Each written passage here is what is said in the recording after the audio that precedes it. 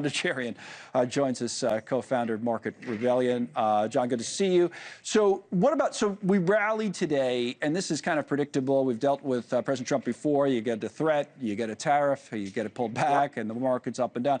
But I know you've been doing this forever, and I've been interviewing people like you forever. They say, well, these market guys hate uncertainty. We still have that. Yeah, you still have uncertainty, no doubt about that. And Mr. Lutnick over at Commerce keeps trying to sort of play it down a little bit. You know, he's the good cop, bad cop in this scenario. But I think that working class folks, you're right, are the ones that are going to pay the price here. But they're also the ones that are going to benefit from jobs back in the United States. Right. No, that's true. That's the argument, right? And that's we've done that story too. We've done stories the other day. It was like Honda coming back with the Civic, right? And they were going to make it, instead of Mexico, they make it in Indiana. So it's just a matter, I guess, it's long-term versus short-term. And you know, so are you on the president's side with that? You think the long-term gain outweighs? Well, I do. And these, I think over the last 4 years, we just didn't react to the tariffs that were put on by, I mean, I'm right up here in Toronto right now, so I got to be careful about what I say. They'll kick you out. But, well, they might. But the tariffs on eggs and milk are over 250%. I mean, they didn't start out there, but obviously they want to protect the farmers. They want to protect various sectors of their economy.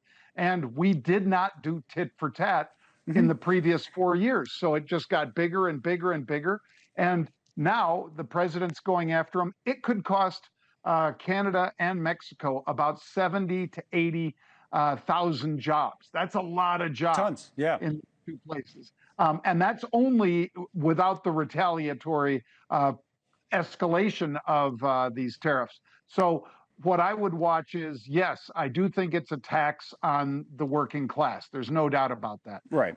But I would also say that it makes job security better for many of those exact same people who could be losing jobs north or south.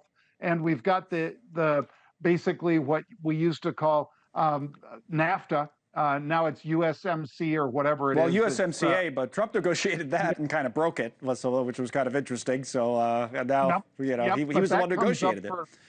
Right. That comes up for renegotiation next year, 2026. Right.